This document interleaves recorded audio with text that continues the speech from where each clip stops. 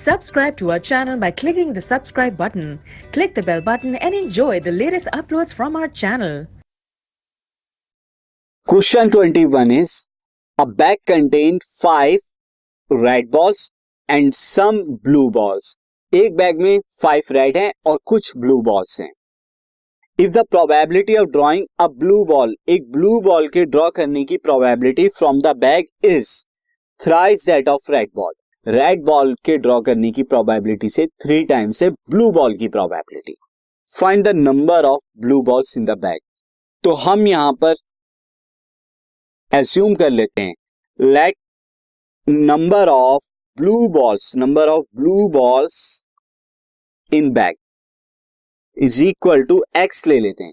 Therefore total number of balls कितनी हो जाएंगी? Total number of balls in bag ये जो हो जाएंगी 5 तो रेड है और x ब्लू है, तो 5 प्लस x हो जाएगी.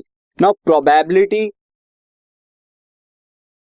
Of drawing a blue ball के प्रोबेबिलिटी क्या हो जाएगी ड्रॉ करने की? हो जाएगी x अपॉन में 5 प्लस x.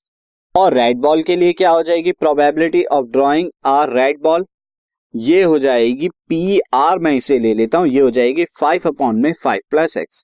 अब कहा जा रहा है कि ब्लू बॉल क्या थ्राइस है रेड बॉल की प्रोबेबिलिटी से. तो according to question I can write that probability of blue ball is thrice of 3 times of probability of red ball.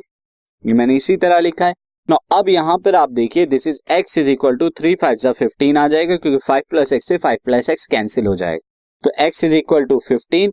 Therefore number of blue balls in bag is equal to 15.